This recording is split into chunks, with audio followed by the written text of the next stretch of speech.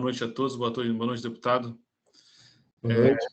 Eu gostaria, na verdade, apenas de agradecer, de dar as boas-vindas aqui em nome da escola, né? Agradecer a vossa presença aqui conosco. Eu acho que sem dúvida, para nós uma honra receber, né, ao mesmo tempo deputado, ao mesmo tempo membro da família imperial brasileira e um dos congressistas de mais destaque hoje do nosso país e que participa aí digamos assim, com grande relevância no cenário político nacional. Então, para nós, é uma honra, queria agradecer, né, em nome da escola, agradecer a sua disponibilidade também de conversar com nossos alunos, e a gente acredita que isso faz parte da missão da faculdade, né, a nossa missão como escola, de colocar nossos alunos em contato com os temas mais relevantes, e também fazer uma discussão produtiva aí para o bem do nosso país. Então, agradeço imensamente a sua disponibilidade. A casa está sempre aberta, seja sempre bem-vindo. Muito obrigado, estou muito honrado de estar aqui também. Eu adoro falar com estudantes, curiosidade, amplitude de perguntas e o fator destemido de querer provocar um debate que não é travado na sociedade ou até mesmo no governo, e é disso que eu gosto. Então, para mim é um grande prazer e podem contar comigo por 4 horas ou mais, tá? Então... Excelente. Então, olha, o Eric está animado já. Já marquei no relógio e nos próximos calendários. Vamos lá. Bom, então, eu acho que eu vou começar. Queria agradecer aqui o deputado Luiz Felipe, então, pela atenção, principalmente agora que a gente vai discutir dois tópicos bem interessantes, bem atuais. A gente vai começar agora com uma apresentação falando sobre atribuições do deputado federal no estado de São Paulo, e depois um segundo ponto sobre soberania nacional, né, as questões da soberania entre o Império e a República, as diferenças. Né? Então, agora o Gabriel, eu gostaria de falar essa palavra para o Gabriel. Não, somente dando as boas-vindas ao deputado, as boas noites àqueles que estão aqui com a gente, e a todos que estão assistindo de casa também, claro.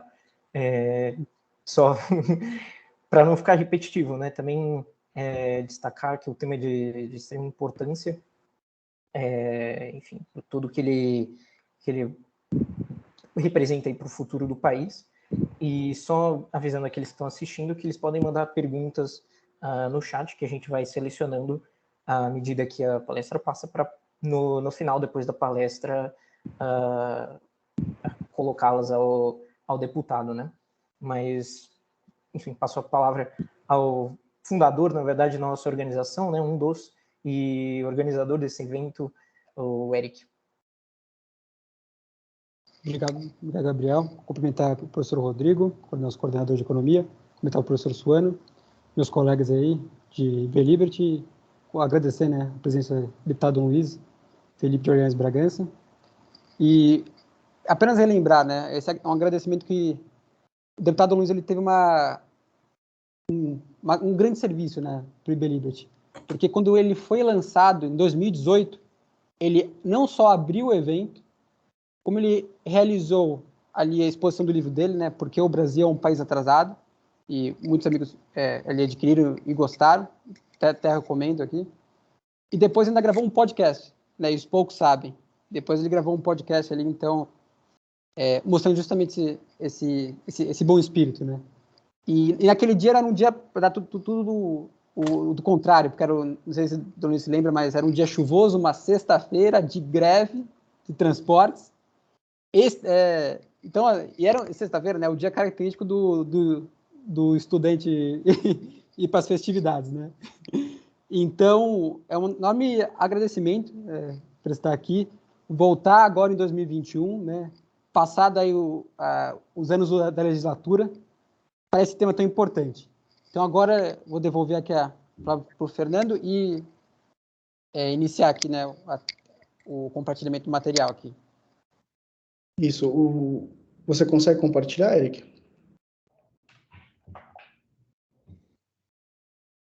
Isso. Peço que me confirme se estão vendo e se o público do YouTube também está vendo. Eu estou vendo. Excelente. Acho que podemos iniciar a apresentação, então. Podemos ir. Bem, desafios para a soberania no Brasil. Podemos avançar aí no tema. Essa apresentação é só para dar uma perspectiva para que a gente possa ter perguntas e um debate aqui bem produtivo.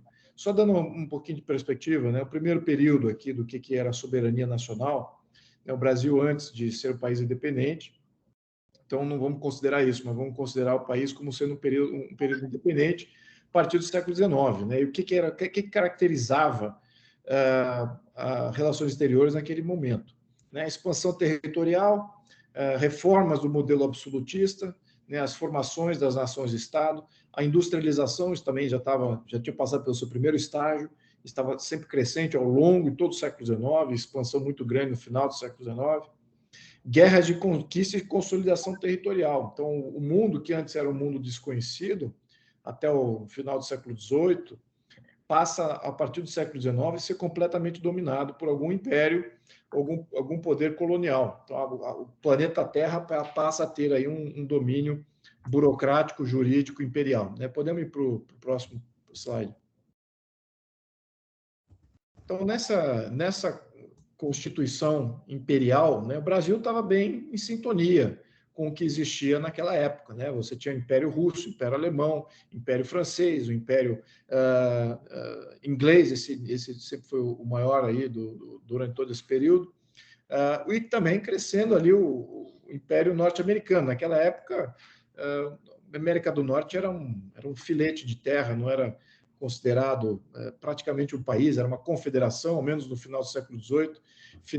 No início do século XIX, os Estados Unidos era completamente irrelevante nessa questão geopolítica e relações exteriores, era um país efetivamente dominado pela Inglaterra, não tinha saída para o mar garantida, tinha que fazer troca somente com a Inglaterra, não tinha uma marinha profissional, não tinha um exército profissional, o seu território era muito limitado, então temos que botar isso em contexto. O Brasil era muito mais importante do ponto de vista territorial e do ponto de vista de organização de Estado, né? Nossas instituições eram muito mais avançadas naquele ponto, né? Comparativamente falando.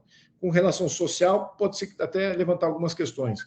Agora, na questão de organização de Estado, território e as forças para defender esse território, o Brasil já estava muito mais capacitado. Então, o processo do imperial era um processo de expansão das potências europeias, brigavam por território, né? O que era valor naquela época? Era poder vinculado à terra e domínio dos mares. Isso era poder, né? E você tinha essas questões geopolíticas, né? Era uma questão de conquista, então havia muitas guerras aí, batalhas, no entanto, eram batalhas pontuais e extremamente localizadas, ainda não estamos falando do que acontece no século XX, podemos ir adiante. Outra característica do século XIX, realismo, né? O poder ao mais preparado, né? O poder ao mais preparado, os centros de poder em competição, a inexistência de fóruns de mediação internacional, então é uma anarquia, é um sistema de anarquia, ou seja, não existe regra internacional para absolutamente nada. Então, isso é uma característica aí do século XIX, também, e que precede, né? Que precede todo aí esse período. Podemos ir adiante, por favor. Outra característica é a saída do mercantilismo e nascendo o que era o livre mercado e as trocas livres entre as nações, né? Então, mas o mercantilismo ainda era predominante, é isso que causou aquela expansão, então estávamos em transição. O que é o mercantilismo, né? Então, é a busca de metais preciosos para o Estado. Então, é um sistema extremamente interventor, centralizador, controlador, só que, na realidade, já se mostrava muito do que foi a tentativa de poderes totalitários no século XX, de controlar tudo, e viu-se que não era possível. Economia informal, pirataria, tudo isso dominava o contexto. Então, os impérios eram praticamente, exclusivamente dedicados ao controle dos portos. Ao controle é dali que vinha a maior parte da tributação, sobretudo no modelo imperial brasileiro. Não é muito diferente dos outros modelos imperiais. Os portos de entrada e saída de mercadoria, esse era de controle praticamente militar dos impérios, e dali eles controlavam alguma coisa. Agora, dentro do território nacional, tanto no Brasil quanto em outros impérios que existiam na época, existia muito pouco controle e muito pouca burocracia. Sempre buscavam uma balança comercial favorável, pouco endividamento. Agora, muito protecionismo, né? Muito protecionismo do ponto de vista de controle de entrada e saída de mercadoria. Claro que havia uma pirataria abundante, portos completamente fora do contexto de controle dos impérios, então já se mostrava ali falacioso o modelo já em transição. Podemos mudar, por favor. Também outro aspecto, o colonialismo, né? Praticamente a exportação de uma visão civilizatória, né? E o controle por meio de uma potência e força militar. Então, era meio que uma imposição de um modelo, imposição de uma ideia. Então, todos os países, não só da América Latina, América do Norte, África, vários da Ásia, sofreram interferências culturais, religiosas, de modelo político, econômico, que vinham desses impérios europeus. Podemos ir adiante. Aí entramos no século XX, temos o contexto de guerras globais, esses impérios entram em colapso, a expansão das burocracias não vinculadas às questões hereditárias, aos poderes absolutos, e também as guerras de libertação do colonialismo. Isso acontece especificamente depois da Segunda Guerra Mundial. Então, todo o modelo que foi construído no século XIX, ele rui, né? E entramos aí num modelo de grandes burocracias uma contra as outras, né? E líderes, grandes césares, os neo-césares, no comando dessas burocracias anônimas.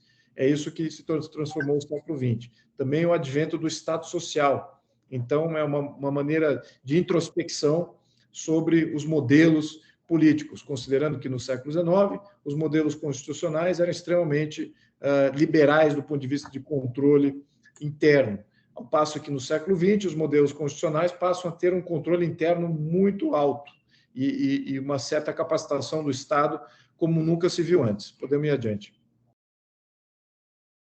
Um terceiro período aqui nas nossas relações exteriores, que é fundamental, é o período do pós-Segunda Guerra, considerando que os meados, até meados do século XX, foi essa formação de grandes burocracias e essas guerras globais.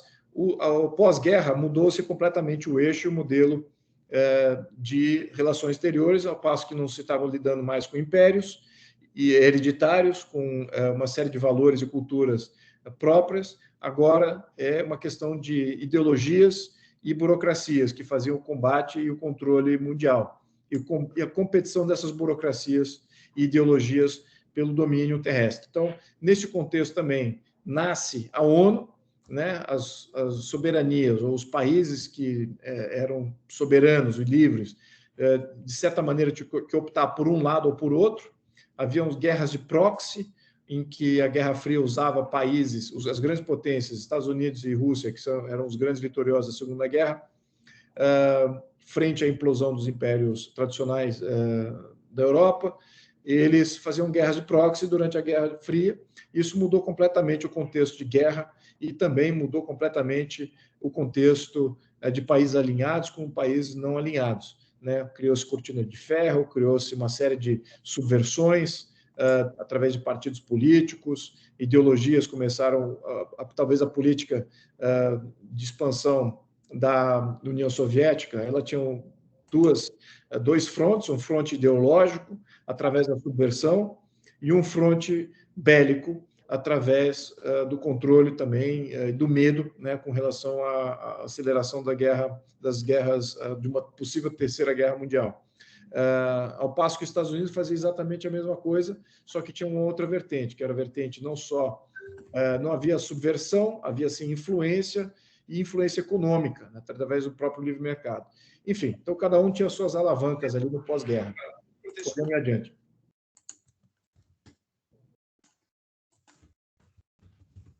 Bom, esse modelo, de certa maneira, sofreu um grande ajuste com a queda do Muro de Berlim. Com o advento do comunismo no início do século XX e o reforço do comunismo após a Segunda Guerra, tanto com o protagonismo da China e da União Soviética, a União Soviética sendo o maior vencedor da Segunda Guerra, com uma expansão territorial muito grande, o financiamento de vários partidos políticos em todo o mundo, a mudança constitucional que ele promoveu em todo o mundo livre, o que se vê que esse modelo rui com a queda do Muro de Berlim, né? A Alemanha sendo o protagonista dessa queda. Aí, dentro desse contexto, estamos falando aí dos anos 70 até o final dos anos 90, então praticamente aí 20 anos, dos últimos 20 anos do século XX, foi um período em que o liberalismo voltou em voga, e com esse liberalismo mudou-se bastante o contexto de como que se faria a dominação dos países, considerando que boa parte da articulação comunista durante o século XX eram guerras de libertação nacional. Então, o comunismo protagonizou nacionalismo. Ao passo que agora no final do século XX, vemos aí uma falência do nacionalismo e entrando aqui num contexto de multilateralismo. Então, a criação e a valorização da integração regional, de poderes supranacionais. Isso vem com a queda do Muro de Berlim e o abandono, de certa maneira, da intelectualidade em prol dos contextos nacionalistas, né? Intelectualidade de esquerda, né? Intelectualidade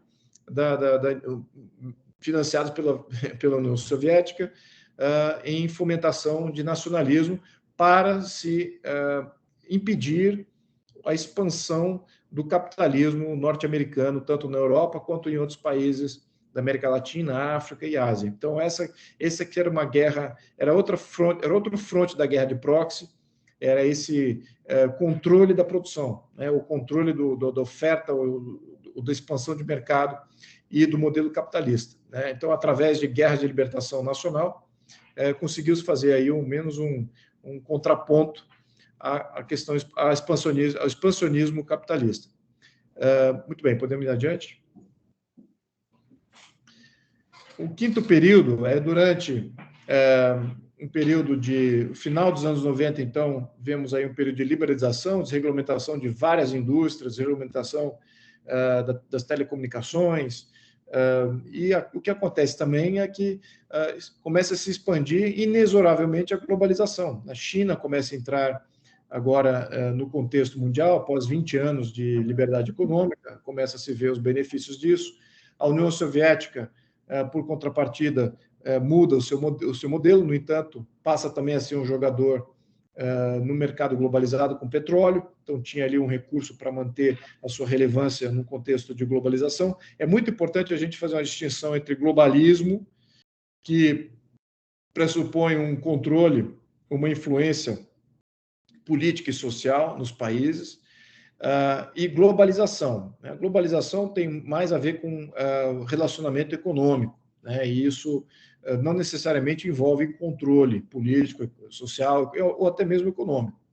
Então, esses dois fatores começam a ser nascentes aí a partir do final do século, com a queda de Berlim, durante o início do século, desse século XXI, ao mesmo tempo que nasce terrorismo internacional e renasce vertentes diferentes aí do colonialismo, né? Estamos vendo agora, já depois de 20 anos desse século, vemos uma espécie de neocolonialismo por parte especificamente aqui da China, que tem tido uma alavancagem muito grande frente a vários países pequenos, com sistemas políticos débeis e com economias fracas. Então, a China, com um sistema político centralizado forte, com um comando econômico extremamente preponderante, ele consegue, de certa maneira, colonizar de uma maneira que a China conhece bem, né? O modelo, no século XIX, a China foi um país colonizado, né? Ela sofreu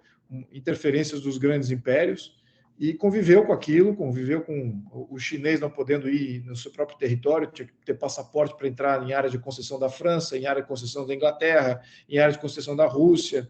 E então a China sabe conviver com um modelo não muito explícito de colonialismo. Então, eu diria que esse é um novo modelo que estamos vivendo agora nos dias atuais, que é um modelo neocolonialista. Estamos vendo, sim, uma espécie de neomercantilismo em função de que, em reação a esse modelo proposto pela China, os países começam a se preservar, a começar a fechar suas porteiras. Então, o liberalismo econômico, efetivamente, passa a ser menor e passa a ser uma espécie de liberalismo econômico controlado. Então, é uma economia mais controlada de exportação e importação, quase que um neomercantilismo, e também um neonacionalismo, né, em função da defesa desses fatores globalistas que começam a afligir a maioria dos sistemas políticos vigentes. Então, isso se torna cada vez mais patente nos próximos ciclos eleitorais no mundo.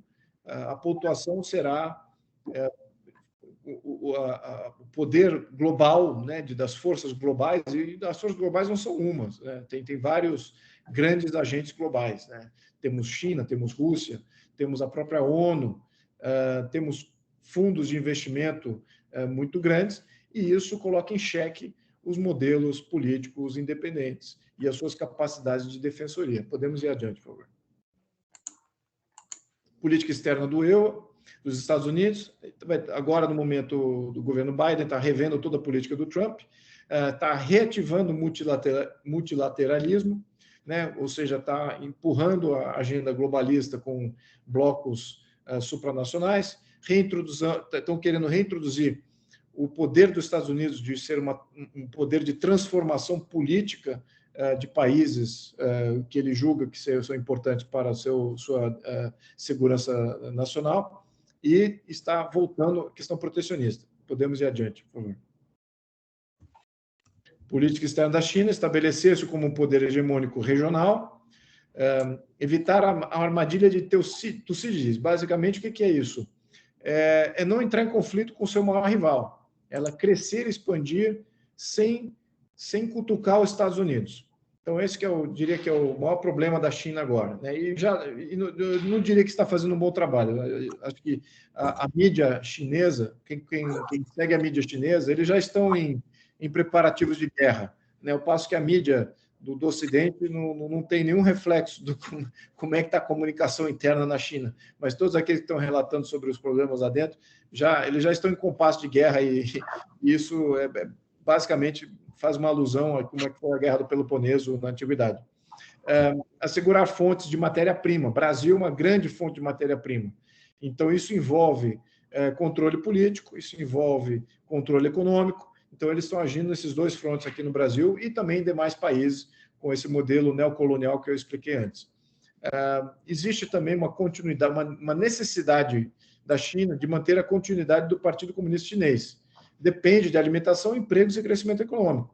Todos os fatores que abalaram o Partido Comunista Chinês, que se manteve totalitário, se manteve politicamente praticamente com poucas mudanças, ele depende de crescimento econômico. Então, e não pode ter crise de alimentação como houve dentro de Mao Tse-tung, onde mais de 50 milhões de pessoas passaram fome na China, quase houve o fim do comunismo naquele momento, nos anos 50, mas eles fizeram um arranjo político lá, botaram Mao Tse-tung como sendo chairman, ele caiu para cima e começaram a fazer algumas reformas.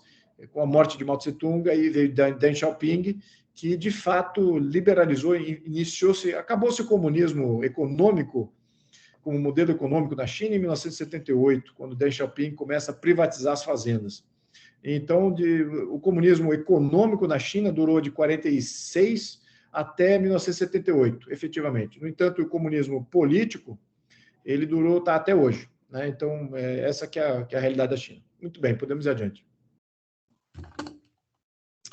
Política externa de ONU, fundos e outros, primeiro a defesa nacional, né? Eles estão com poderes nacionais independentes, soberanos, com regras próprias, não é bom para os poderes supranacionais que têm nascido agora recentemente.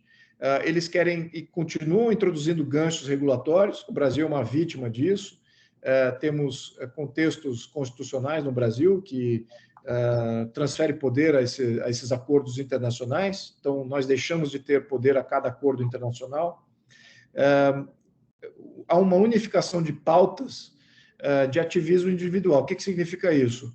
Que a população, o indivíduo, hoje está mais vinculado aos temas globais do que ele está aos temas locais e aos temas nacionais.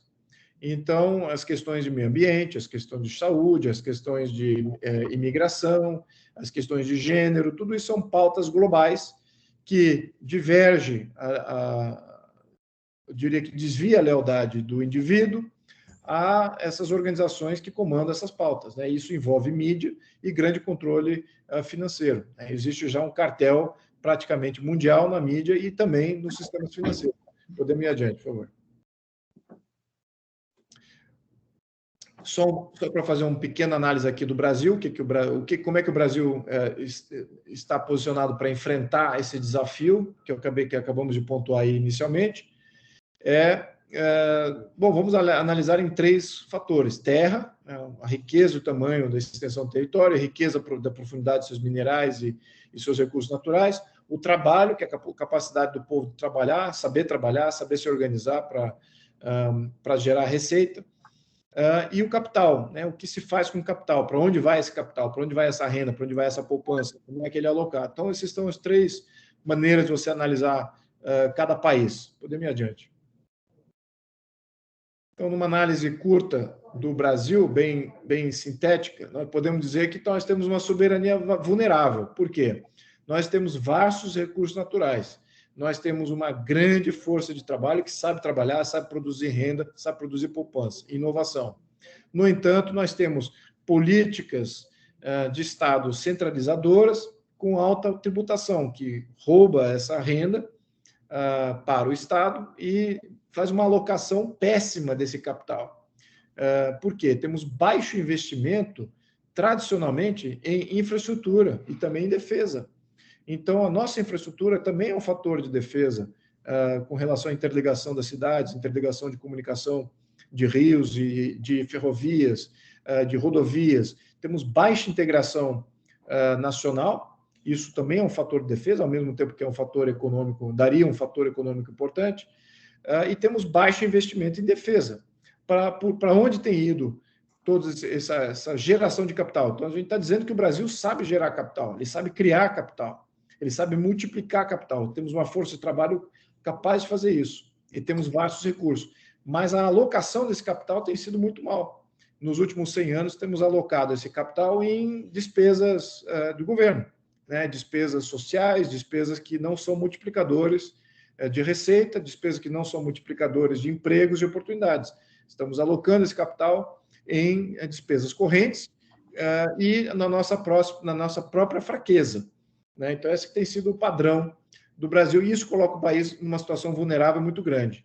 Por quê? Para expandir a nossa infraestrutura, agora a gente depende de agentes externos. Nós não temos capital próprio para fazer investimento em infraestrutura. Ao mesmo tempo, nós não temos capital próprio para fazer investimentos em defesa. Temos um país aí com um investimento em defesa abaixo do que seria, bem abaixo do que seria a média dos países da OCDE.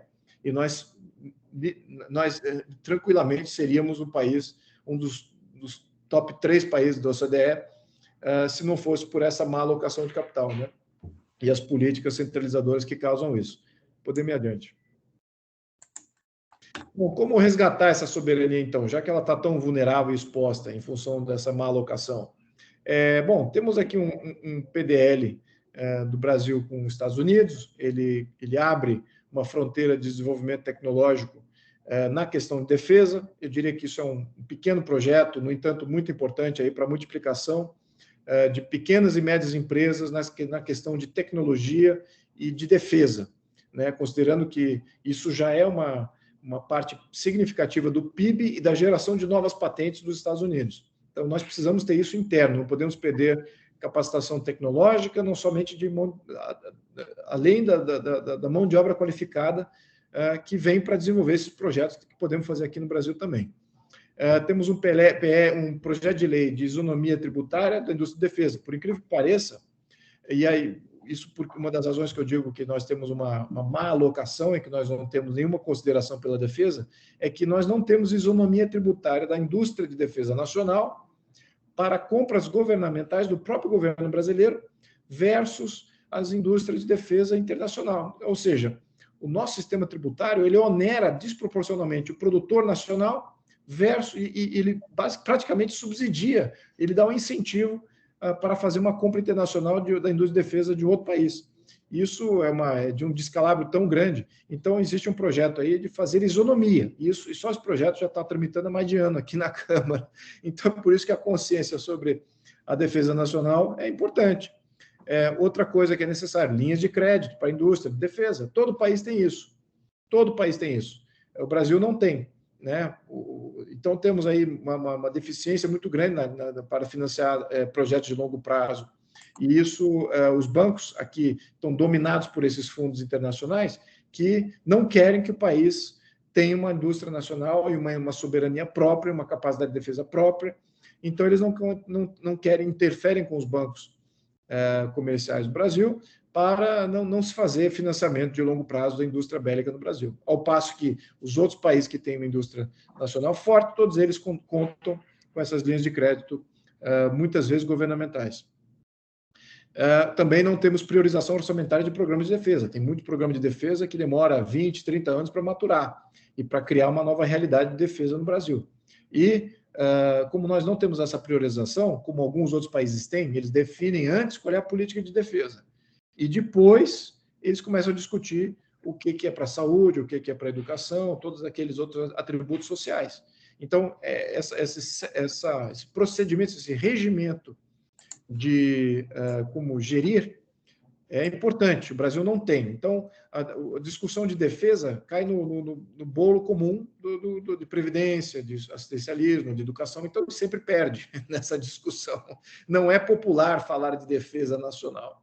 Não dá voto falar de defesa nacional. Então, o quadro aqui do parlamento está bem limitado nesse escopo. Então, precisamos de mais conscientização nesse item. E temos que olhar a nossa Constituição com muito mais rigor. Né? No item 5, né? Precisamos tirar a interferência que está já garantida na nossa Constituição. Existem vários artigos na nossa Constituição que nos colocam numa vertente de integração regional constitucionalmente já estabelecido. Então, é uma coisa... Vemos já como o país já mudou em 200 anos. Só que a nossa Constituição ela já definiu que o caminho para o Brasil é se integrar economicamente. Isso está no primeiro artigo, parágrafo único do primeiro artigo da Constituição brasileira.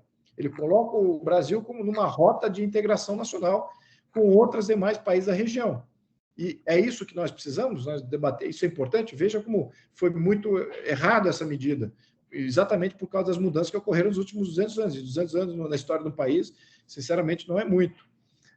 E também temos que reavaliar vários outros ganchos. Por exemplo, tem outros artigos que dizem que qualquer contrato internacional, uma vez aprovado e ratificado pelo Congresso, ele passa a alterar a Constituição do Brasil. Então, imagine que o Poder Executivo fecha um contrato internacional, esse contrato é avaliado pelo Congresso, só que eu, como estou aqui na Comissão de Relações Exteriores, eu vejo como ninguém discute muito a natureza dos contratos internacionais.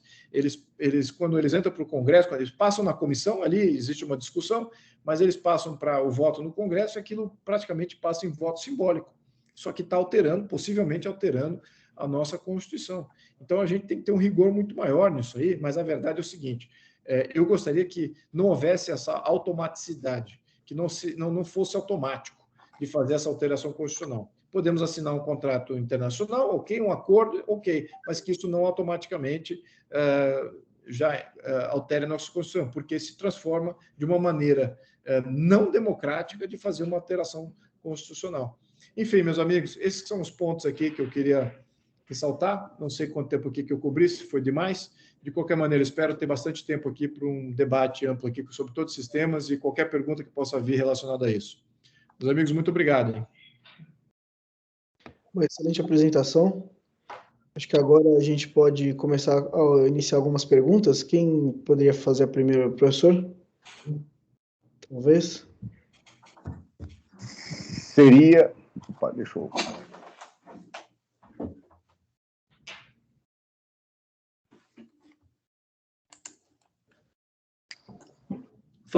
Vocês podem falar assim, olha, a apresentação estava perfeita, não tem pergunta nenhuma. Eu acho que o professor, o seu microfone está mutado. Professor. Voltou agora?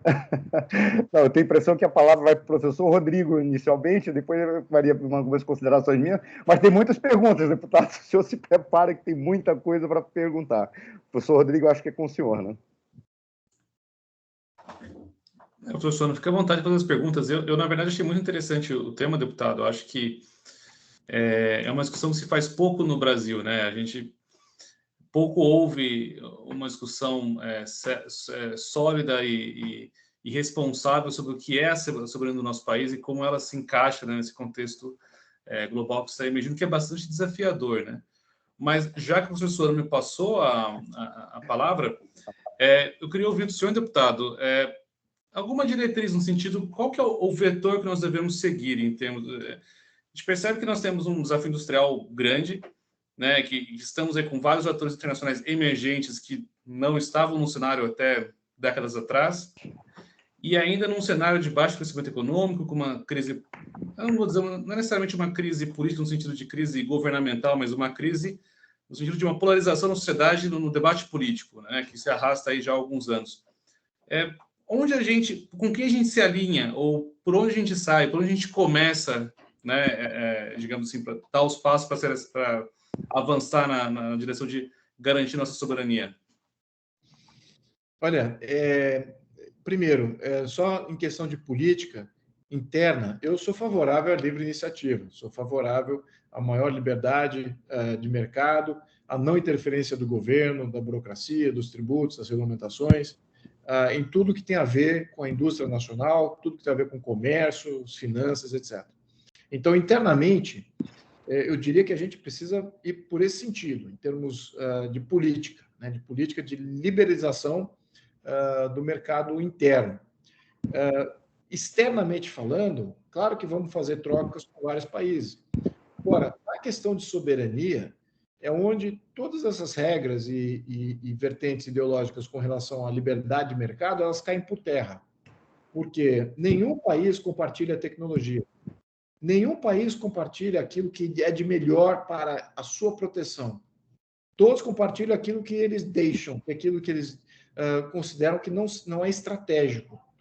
Então, se nós não tivermos uma indústria nacional, um governo fazendo compras dessa indústria para fomentar os artifícios que nós precisamos para nos defender e a nossa capacidade, nós ficamos sem uma indústria nacional sempre comprando aquilo que é irrelevante para os outros países, com tecnologia subalterna, não é crista da onda em desenvolvimento, e então ficamos ali com um país indefensável comparado com quem vem bater a nossa porta. Vamos lembrar aqui, só para dar um contexto, né? Todo mundo está falando, poxa, mas então quer dizer que a Argentina vai nos invadir? Quer dizer que o Paraguai tem força para se... Nada disso. O globo, agora estamos vivendo um neocolonialismo anterior. Agora estamos vivendo uma situação neocolonial em que vários desses países eles já sucumbiram a alguma outra força. Como Venezuela já está sucumbida. Tem Rússia interferindo em alguns aspectos, tem tem China interferindo em vários, Irã interferindo. Então, praticamente, o que é o governo da Venezuela? Isso se torna irrelevante. Passa a ser uma política regional e um braço interventor de forças externas. A mesma coisa está acontecendo com vários outros países. O Peru, por exemplo, hoje, ele não tem marinha capaz de defender os seus mares. É muito caro defender os mares. Você precisa de uma economia muito grande para sustentar uma força dissuasória. E o Peru não tem. Então, o que acontece? Você olha, tem vários vídeos de YouTube, quem tiver curiosidade está olhando aqui, a pescaria chinesa nos mares do Peru. São centenas, ou talvez até milhares de barcos chineses que se aportam ali exatamente no limite do limite náutico, né, não menos de onde é o mar do Peru, né, tá aqui as 200 milhas náuticas, se estabelece ali como fábricas, né? Então, praticamente você faz a pesca e todo o envasamento do produto ali já sai com o produto praticamente envasado de fábricas flutuantes. Então, isso, e claro que eles violam também o mar do Peru, e o Peru não pode fazer monitoramento, além de questões de pirataria, etc. Então, veja, fora isso, tem tecnologia aeroespacial, você tem satélites monitorando o Brasil, que sabe mais sobre o Brasil do que nós mesmos, sabe mais sobre mudança climática, se vamos ter uma superprodução de agrícola ou não, aonde que estão os minerais, né? Então, tudo isso, nós estamos deficitários disso tudo. Então, requer investimento governamental e foco de orçamento. Não podemos só falar assim, o mercado vai resolver isso. Né? Na questão de soberania nacional, isso é o item número 1 de formação do Estado. É proteção de território, segurança de proteção do território, de integridade física dos seus cidadãos e fazer valer as leis, né? As suas leis e sua soberania. Então, é questão de defesa. Eu diria que essa questão número 1 nós estamos falhando. Nós talvez estamos investindo muito nas prioridades, terceira, quarta, quinta, sexta prioridade e não estamos investindo na primeira e segunda prioridade, né, em termos de alocação de capital, como eu estou olhando aqui. Então, como que se alinha? Né? Eu acho que internamente com uma política mais liberalizante. Agora, em termos de parceiro externo, podemos ter parceiros pontuais para essa transição de um país que não sabe se defender e que não se defende a um país soberano. Podemos ter parcerias pontuais. Agora, eventualmente, o objetivo final é não precisarmos ter parceria nenhuma, né? A gente não ficar na mão de nenhum parceiro. O Brasil sempre foi isso. O Brasil Império sempre foi altamente independente de qualquer aliança para ele preservar o seu território, as suas vontades regionais. Então, é como eu vejo, tá? De fato, ser um país independente. Não sei se eu respondi a tua pergunta. Deputado.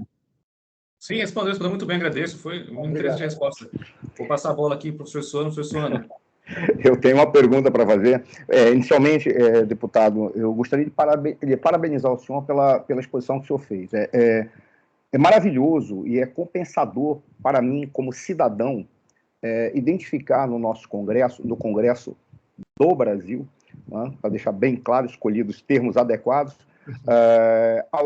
uma personalidade que consegue vislumbrar ou separar questões de governo de questões de Estado. Olha que coisa curiosa. O senhor apresentou praticamente uma visão de um estadista. O que é questão de Estado? São esses os pontos. E é exatamente por nós não termos capacidade, ou adquirido capacidade, os nossos representantes, as nossas lideranças não estarem entendendo isso, é que nós acabamos confundindo determinados aspectos que saem de governo, vão até para partido político ou para questões ideológicas, questões paroquiais, às vezes, como colocando em risco a nossa soberania. Como é que um contrato internacional altera a Constituição se nós, para alterarmos a Constituição em benefício da sociedade brasileira, nós temos que chorar lágrimas de sangue? Exatamente. Eu trago essa questão porque quando o senhor falou da China, é muito curioso, eu identifico no modo de raciocinar do chinês praticamente a partir de um jogo específico que percorre na Ásia, que é o Weiqi ou o Go. Se a gente fosse observar no mundo, você tem uma maneira de pensar a estratégia do norte-americano, é quase o jogo do pôquer. Ele sabe o poder que tem nas mãos, então ele vai blefando. Por quê? Porque ele é maior do que todo mundo. Então ele acaba atuando sempre dessa forma e usando o impacto do poder que tem. O russo, normalmente, é um enxadrista mesmo. Como ele sabe que ele não tem muito poder, ele fica calculando os passos de cada um, imaginando os passos suficientes que ele pode dar até para tentar deslocar o raciocínio do outro para aquilo que lhe interessa. O chinês não. O Weiqi, ele vai ocupando vácuos de poder. E ali nós vemos, onde tem vácuo, ele vai e ocupa. Às vezes ele acaba derrotando sem precisar ir para o embate. Por que eu estou lhe fazendo essa consideração? É uma pergunta que eu faço acerca da maneira como nós podemos dinamizar a nossa sociedade. Eu, particularmente, como acredito numa economia liberal, numa economia concorrencial, eu acho que nós deveríamos estimular cada vez mais o empreendedorismo e privatizar aquilo que não cabe ao Estado, ficar jogando tempo, desperdiçando tempo e dinheiro fora com coisas que deveriam ser da sociedade. Só que aí nós vemos uma questão, que é isso eu jogo para o senhor, e se isso não é um problema que nós estamos comprando para o futuro. Por exemplo, se nós privatizarmos nesse momento, e eu sou a favor de privatização, de parte expressiva das estatais ou daqueles segmentos da economia que são estratégicos, é muito curioso que nós tiramos o monopólio do Estado e entregamos não para a iniciativa privada, mas nós podemos estar entregando para uma iniciativa privada que é uma estatal de um outro país que tem um poder gigantesco, porque normalmente ocupando o vácuo de poder que está no raciocínio do chinês, naturalmente, eles vão ocupar isso. Como é que nós podemos fazer isso sem ofender os chineses, mas para dinamizar, e nós vamos ver muito, nós estamos vendo com 5G, nós vemos com a questão do petróleo, nós estamos vendo a necessidade de compras de espaços territoriais no Brasil para fazer investimentos. Qual seria uma estratégia para desenvolver passos que dinamizem a economia, dê à sociedade o papel que lhe cabe, se desfaça daqueles abusos do Estado como agente econômico por excelência, que é o que nós temos, mas que nos impeça de viver essa angústia, que de repente a gente deixa de ser Estado brasileiro para ser Estado de outro país? Exatamente, é muito bom, muito boa pergunta. E é importante a gente avançar sabendo desse risco ao mesmo tempo. Olha, existem todos os países que sofrem com o risco imediato da China, já reagiram juridicamente falando. Eles criaram leis que dão transparência em contratos, subcontratos, subsidiárias, acordos, porque existe aqui, vamos falar de uma realidade, que você não precisa ser dono dos ativos de qualquer empresa para você controlar aquela empresa. Você pode ter acordos de parceria, você pode fazer um financiamento de uma subsidiária, e aí a contrapartida desproporcional é de controle da sede.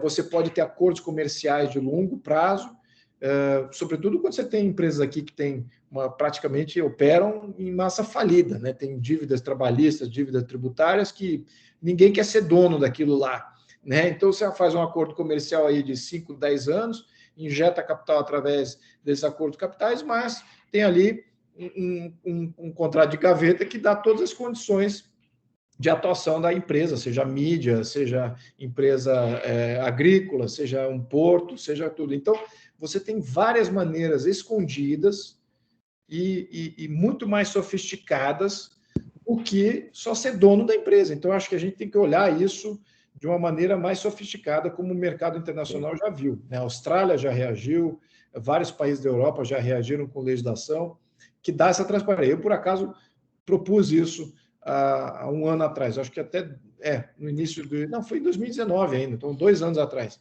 Então, eu propus uma lei assim que fazia um popurrí de toda a legislação que existe no mundo, e falei, quero isso aqui. Claro que a bancada China ela é gigantesca aqui, né? Nós estamos elegendo deputados que são por 2 vertentes. Uma vertente política, né, que politicamente são vinculados com a China, e uma vertente econômica, que economicamente também querem manter relações. Então, envolve até deputados da base do atual governo, né? Base agrícola. Os agricultores falam, não, a China é nosso maior comprador, então vamos obedecer aqui o que eles querem, porque eles querem aquela distribuidora, ou eles querem aquela fazenda, eles querem aquele porto, ou querem aquela ferroviária. Então, eles conseguem, através de parcerias, até não majoritárias, controlar todo o canal, controla a produção do bem, a extração do bem, a logística, a distribuição e o porto. Então, o Brasil fica completamente... Esse é o modelo que a China conhece muito bem esse modelo, porque foi exatamente assim que ela sofreu no século XIX. As concessões para a França, para a Inglaterra, para a Rússia, para Estados Unidos, até mesmo para o Japão, foram assimétricas, né? E eles entendem exatamente como conquistar exatamente essas relações assimétricas. Agora, a gente precisa ser um pouquinho mais sofisticado em termos de lei, para nos proteger disso e saber como é que eles operam, né? Eu acho que isso é fundamental. Nós não temos as leis ainda para nos proteger de todas essas alternativas e modelos de controle que não envolvem o controle majoritário de um ativo no Brasil. Nós não temos, nós estamos completamente expostos. Então, nós não temos transparência, e mesmo se nós tivéssemos transparência, nós não temos a lei específica que diz que, olha, se eu financiar uma subsidiária de uma grande produtora aqui de açúcar no Brasil, só que a subsidiária está lá na Hungria, e lá eu coloco alguns bi de dólar, apesar de que aquela subsidiária nem vale isso, e quero entender os contratos, eu não tenho nenhuma lei que trava a possibilidade disso, né? Como formação de cartel, como formação de controle de preços, como formação até mesmo de monopólio e controle de canal, né? Então, eu tenho exposto aqui. Então, essa legislação existe, a minha proposta está lá. Só que a bancada da China, a bancada da China é grande. Então, o brasileiro precisa começar a eleger bancada Brasil, né? Para limitar legislativamente. Aqui faço um comentário político, eu acho que a gente precisa focar na questão legislativa. Tá? O comando do país está no legislativo, tá? Não está mais no executivo. Acabou o comando executivo em 2019. Para todo mundo, para presidente, para governador, para prefeito, não tem mais comando de orçamento, de alocação. Os orçamentos locais ainda estão um pouquinho mais independentes, mas é marginal. O comando do orçamento federal está na mão do legislativo. Se a gente não está com o legislativo brasileiro e está na mão de grupos de interesse de fora, não temos como vencer essa batalha, não. Então, a gente tem que ter muita consciência do que está acontecendo e de quem são os deputados e senadores e quem está por trás desses deputados e senadores para colocá-los lá. Então, isso é um exercício aqui que eu faço até um apelo aqui a vocês e a quem está nos assistindo. Tá? Mas essa que é a saída, temos que ter legislação para nos proteger. Eu vou pedir, sem atropelar os demais, apenas fazer um comentário em cima do que o senhor apresentou. Era curioso, em 2016, 2017, eu estava fazendo um trabalho no Senado e lá esteve em discussão a questão da transoceânica.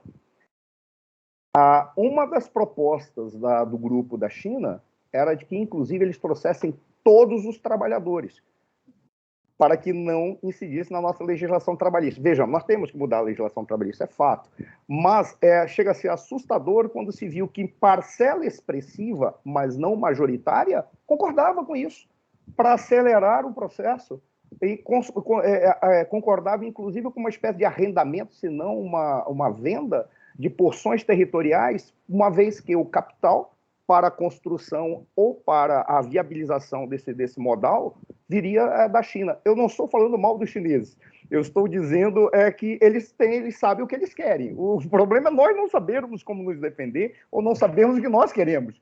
Isso é que eu faço só esse comentário que respalda aquilo que o senhor estava falando. Está realmente na estratégia deles. Exatamente isso. Entender a dinâmica. E nós não temos agenda de nada, né? Nós não temos uma agenda global. Estou falando aqui de uma agenda de defesa, daquilo que já é supostamente nosso. Mas nós percebemos que nós não temos comando daquilo que é nosso. Então, acho que é até uma ousadia falar que a gente vai fazer uma influência em países da região quando que nós mesmos não nos controlamos, né? Nós sofremos controles aí desses mais organizados. Então, é exatamente isso. Bom, estamos pontuando o problema aqui. Eu acho que o fato de vocês estarem levantando essa live, né, ou essa palestra, isso já denota que há reverberação do tema. E isso, hoje, por exemplo, nós vencemos na Credem, por uma margem bem expressiva, a manutenção de produção de material bélico que nós nem usamos. E havia grupos de interesse ali querendo que nós não fabricássemos mais aquilo, por questões humanitárias, mas todo mundo sabe que não é por questão humanitária nenhuma, é mais ou menos exatamente para nos cercear, para nos limitar, enquanto os outros de fora, eles não têm limite nenhum. Então, nos avassalando, nós próprios nos avassalando, nossos brasileiros sendo mais leais a essas pautas externas e a esses grupos de interesse externos do que o próprio Brasil. É isso que está em jogo, né? É isso que a gente vê, evidencia a cada projeto que temos aqui na Câmara. Então, precisamos aí de uma bancada Brasil maior do que a bancada estrangeira. Creio que deve, se não houver outras perguntas, eu continuo, porque adoraria. Mas eu acho que há perguntas a serem feitas, não é, Eric e Gabriel? Sim, eu tenho uma pergunta para fazer aqui. Eu queria saber, na opinião do senhor, deputado, qual que é a visão que os seus colegas e os parlamentares do Congresso Nacional têm sobre a importância dos investimentos que terão que ser feitos sobre a segurança pública e a defesa nacional, principalmente? Olha, esse é um tema que eu posso já afirmar que nenhum deputado vai comprar briga em priorizar investimento em segurança, considerando que isso não é popular. Então, investimento em segurança nacional, investimento nas Forças Armadas, capacitando tecnologia, até mesmo legalmente capacitando a legalidade de ação, né? Até isso está limitado. Nós precisamos legalizar a ação também, porque é um problema também jurídico, né? Esse pessoal aí como é que eu diria?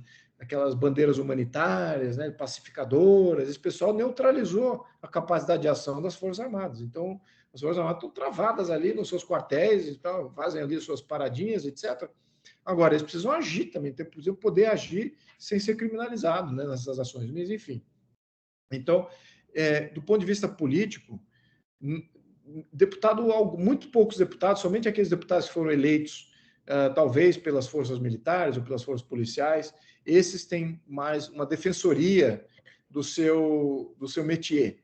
Mas eu não sou militar, não sou policial, eu sou um civil que analiso a situação no Brasil.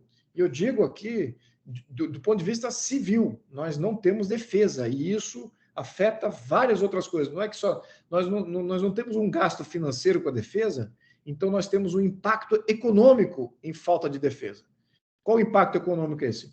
Porosidade migratória, então você vê tem migração descontrolada em toda a fronteira, isso afeta os serviços públicos locais, é um custo econômico, né? Não, o brasileiro que paga os impostos, de repente ele tem que sustentar todo um grupo novo ali que não está orçado, né? Então eles entram, você tem contrabando, você tem narcotráfico que mata a sociedade, né? Você tem o contrabando que mata os negócios brasileiros.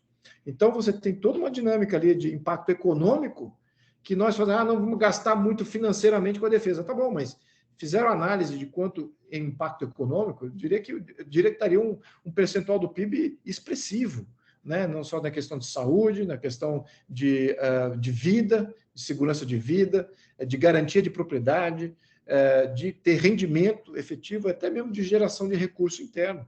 Então, nenhum deputado está abraçando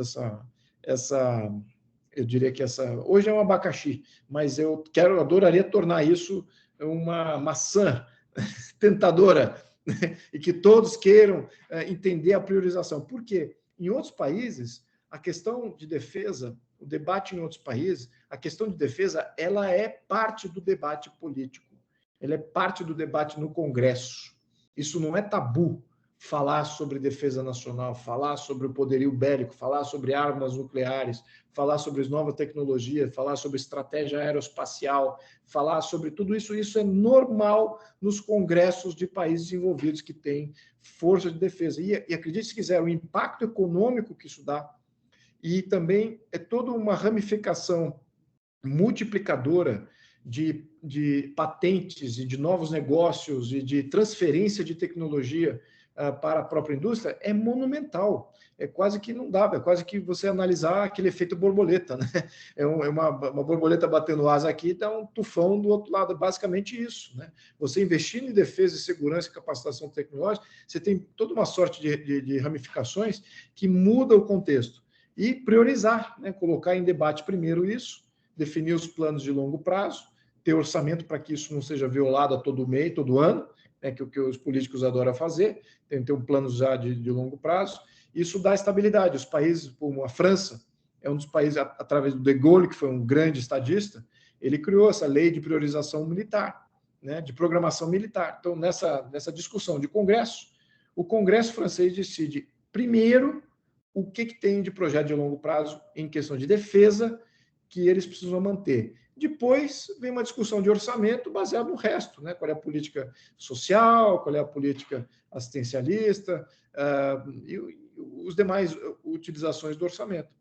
Então, se a gente não entrar nessa dinâmica, a gente vai estar sempre jogando temas de defesa que são prioritários, deveriam ser prioritários, mas estou jogando junto no bolso assim, vamos investir mais em educação ou em defesa? Vamos investir mais em assistencialismo ou em defesa? Em Auxílio Brasil ou defesa?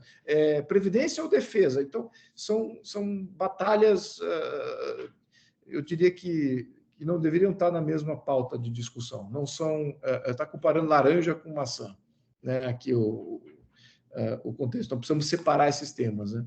Enfim, então é isso. Eu acho que nenhum deputado está abraçando por causa disso, porque hoje não dá voto, e, orçamentariamente falando, isso ainda é impopular.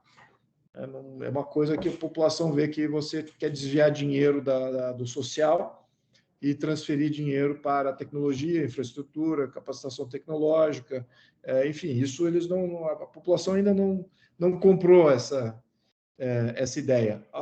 E isso que eu acho que seria uma evolução incrível, ter o brasileiro discutindo isso. Como eu vejo o francês discutindo, como eu vejo o norte-americano discutindo lá, eles adoram a defesa, as suas defesas, seus poderes, né, a sua capacidade de defesa, isso faz parte do que faz ali a discussão interna da população, né? E eu adoraria que chegar nesse ponto, né? Eu acho que aí a gente teria um reflexo político muito positivo, né? Hoje está renegado aí a esses grupos menores, né? Grupos de parlamentares militares, parlamentares policiais e um civil louco que nem eu. O Rodrigo Zahler, ele fez uma pergunta no YouTube que dá até para fazer um link com essa última resposta do senhor. Ele pergunta como que o próximo governo de 22 eleito deve se comportar para recuperar a posição que o Brasil tinha no cenário externo, as palavras dele aqui. Olha, o que falta muito para o Brasil é uma visão de proposta de Brasil para o mundo e proposta de brasileiro para o mundo. Então, o que é o Brasil para o mundo? Não está definido isso. Como o mundo vê o Brasil, isso está definido. Eles veem o Brasil como uma fazendona ou um gramadão com algumas árvores que precisa ser protegido. E, do outro lado, uma fazenda que precisa gerar commodities alimentícias, né? Tem um terceiro aspecto, que é a questão mineração. Então, nada disso envolve efetivamente o que é o Brasil, né? Isso são o que o Brasil tem, né? Mas é assim que o mundo já está definindo isso por nós. Então, é assim que a gente vai se colocar? Nós somos a fazenda do mundo? Nós somos o pulmão do mundo? Nós somos o polo minerador do mundo? Eu acho que o Brasil é muito mais do que isso, como proposta de país. Ao mesmo tempo, o que é o brasileiro nesse cenário? Nós não temos definição de uma proposta ideológica do que é o brasileiro, ao passo que outros países têm. Outros países têm uma visão de cidadania com ideias muito bem fundamentadas, né? O americano é um cidadão livre, né? O francês é um republicano, o alemão tem ali a sua capacidade de engenheiro, é um produtor, é um cara que sabe transformar, então tem todo uma entidade fabril, né? Assim como tem o japonês, tem uma proposta bem clara, né, do que é a civilização japonesa, própria deles, é uma coisa hermética, simbiótica, muito positiva, né, para eles, claro, né? Mas qual é a nossa proposta civilizatória? Se nós fôssemos o império do século XXI, como que seria uma civilização colonial, né, brasileira? Como é que seria isso? Né? Os Estados Unidos teve, por um momento, tem escolas americanas no mundo inteiro, né, que ensinam inglês, o jeito americano, os valores americanos. Os ingleses têm a mesma coisa, tem escolas inglesas em todo o mundo que ensinam inglês, ensinam a tradição inglesa. Mesma coisa com o lycée français, dos franceses. Os alemães têm escolas alemãs. O que o Brasil tem? Por que a gente não tem a nossa própria visão? Porque a gente ainda não chegou nessa síntese de o que é o cidadão brasileiro e qual é a sua proposta civilizatória. E isso a gente precisa nós fazermos isso. Não podemos esperar que um líder, um presidente, ou um político, um burocrata, que ele que faça, o brasileiro é isso. Eu acho que essa discussão tem que ser na sociedade. A sociedade se autodefine, mas ela tem que estar livre para se autodefinir. E muito dos políticos e do Estado brasileiro atrapalha essa discussão. Ele atrapalha, diz que o brasileiro é tal coisa porque eles estão com um programa de Estado para gerar para tal lado. Ou vão fazer um programa assistencialista, então falam, o brasileiro gosta disso. Então, eles dirigem a definição do que é Brasil. Eu acho isso, do que é o brasileiro. Eu acho isso muito ruim. Ao mesmo passo, eles acabam dirigindo essa definição de Brasil. Também não acho que é com eles, é com a própria sociedade brasileira.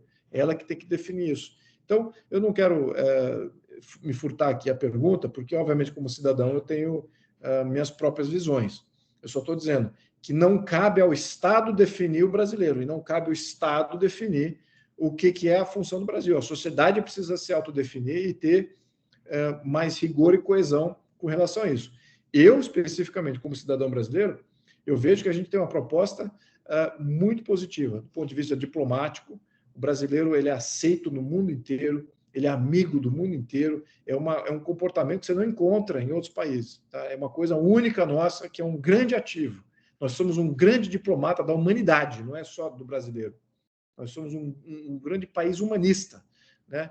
E do ponto de vista Brasil, o Brasil é um protetor. O Brasil é um abrigo protetor, é um salvo-conduto para aqueles que estão, de certa maneira, sofrendo aí com opressões ou que não estão sendo defendidos, não conseguem se defender por conta própria. Eu vejo o Brasil como um grande abrigo e talvez até como um protetor regional. É o que os nossos vizinhos estão pedindo da gente.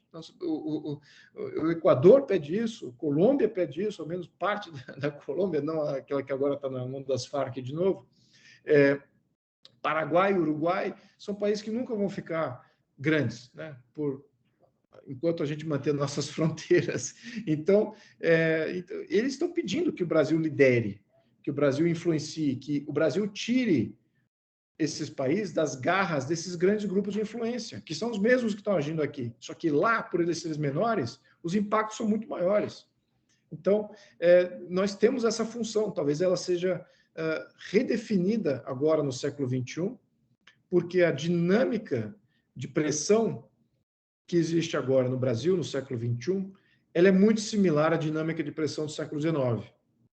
Como eu mencionei, neomercantilismo, neocolonialismo, poderes imperiais vindo com força e com estratégia para domínio e colonização. Obviamente que modelos diferentes e agentes diferentes, mas a dinâmica é a mesma. E o Brasil se deu muito bem no século XIX, na minha opinião, né? Conseguiu se sair muito bem, não só na sua respeitabilidade, era um império, mas não invadiu efetivamente, colonizou nenhum país, mas deu o salvo-conduto, representou ideais muito bem, representou muito bem o que seria talvez uma visão de contexto de soberanias independentes e ao mesmo tempo pacificadas entre si. Eu acho que isso que é importante, essa missão, né, do Brasil nesse contexto agora, século XXI. Então, cabe ao brasileiro ter também essa coesão. Excelente. Eric, você tem mais uma pergunta? Acho que o Eric tem uma. Por favor. Só antes, apenas fazer uns reconhecimentos aqui do chat e também comentário aqui no WhatsApp. Reconhecer primeiro a presença da consuleza da Hungria, Susana Laszlo, que nos assiste lá da Hungria, então, muito contente. O diplomata Dr. Samo, a professora Daniela, também, que muito nos honra aqui, e nosso colega, o Tiago Valentim. E a minha pergunta é na ordem da relação entre essa questão da segurança pública e a segurança nacional, né? Então, por exemplo, a gente não vê, cortou o orçamento de segurança, as pessoas indo ali, não pode cortar esse orçamento, aquela viatura tem que ser entregue, aquele armamento tem que ser entregue, para mim é segurança. Mas se cortar ali R$1 em educação, que é justamente uma escola que não fazia o seu dever, ali é realmente da primeira capa de uma revista, né? E no nosso contexto brasileiro tem grande força de questão de organização criminosa, né? O Brasil, uma rota de passagem para a Europa e Estados Unidos de droga. E qual que é os riscos e impactos dessa segurança pública se tornar um problema de segurança nacional? E como a sociedade organizada pode contribuir para mitigar esse problema? Olha, nós, assim como a maioria dos países, estamos passando aí por um período muito desafiador, porque as nossas janelas de oportunidade de poder agir como sociedade de uma maneira civilizada através do voto, essa janela está diminuindo. Então, a autocracia do sistema político brasileiro está aumentando. E quem está fomentando o aumento da autocracia são exatamente esses grupos subversivos que você mencionou. Muito narcotráfico, já está com vários juízes, já financia vários partidos, já tem vários deputados, senadores, né, no seu organograma. Então, leis que vêm ao encontro de defender a sociedade brasileira, eles são contra. leis que dão mais liberdade de proteção ao brasileiro, eles são contra. Leis que dão mais orçamento às forças de segurança, eles são contra. Leis que dão mais capacidade de ação às forças de segurança, incluso a inteligência, eles são contra. E isso já estão agindo juridicamente. Isso tem um efeito, né, na capacidade dos serviços públicos. Então, aqueles que não olham esse problema, né, não estão vendo, estão só olhando ali o seu umbigo e começam a especular como o que seria melhor fora dessa prioridade, eles não estão entendendo que o fato de não ter priorizado isso durante um longo período, agora isso está vindo contaminar todo o sistema, né? Então, nós temos aí um grande problema de percepção, e a gente vai precisar de mais conscientização política, porque a nossa janela de ação está diminuindo, né? Então, eu vejo isso como sendo um grande... Isso não é só do Brasil. O Brasil tem um problema do narcotráfico crescente, né? E junto do narcotráfico crescente, temos a questão de grupos ideológicos vinculados ao narcotráfico, mas o narcotráfico ele não é somente vinculado a uma ideologia, ele também corrompe por outro lado, né, para outras ideologias, aí, outros partidos, etc. Ele corrompe onde dá para corromper. Então, isso que é importante a gente entender isso. Qual é a ideia mestre, ao menos, de todos esses grupos, né? Um age com uma certa consciência, esses politicamente, ideologicamente mais vinculados ao narcotráfico, eles têm um plano de pátria grande, né? Um plano de desconstruir a nacionalidade Brasil, desconstruir a soberania brasileira, na tentativa de construção de um poder regional maior. E eles já estão conseguindo isso nos outros países menores. Estão muito mais avançados na deterioração de soberania do que o Brasil. O Brasil ainda eles têm manchas de controle, seja ela regional, em alguns estados que já sucumbiram, seja ela também do controle federal, algumas instituições que já sucumbiram.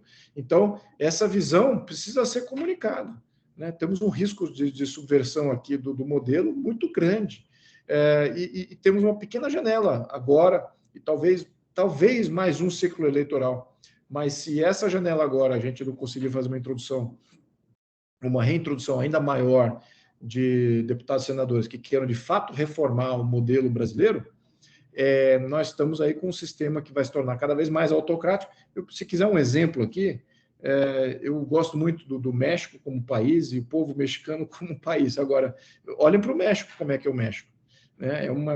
São fantoches eleitos. Quem comanda o país é o narcotráfico, são os vários cartéis que literalmente redesenharam o mapa político do país, né? Até se vocês entrarem no Google e falarem assim, mapa de cartéis do México, você vê lá exatamente um mapa que muda a cada 2 anos, eles mudam ali suas áreas de controle, mas os cartéis são donos de concessão, são donos de serviços públicos, são donos de redes de televisão, são donos de grandes empresas, de mineradoras. Então, eles é que estão no comando, né? Aí qualquer discussão ideológica e pauta ou pauta de questão de necessidades da população, isso é totalmente secundário, né? Isso fica nós temos esse risco, tá? Nós temos esse risco que está crescente. Então, temos que ver isso, temos que refazer isso, temos que adiantar as reformas, né? Para que a gente coloque o sistema brasileiro, o político brasileiro, mais em transparência e na mão da população e não na mão desses grandes grupos de interesse que estão nitidamente aí no controle e na vontade de subversão do modelo político brasileiro.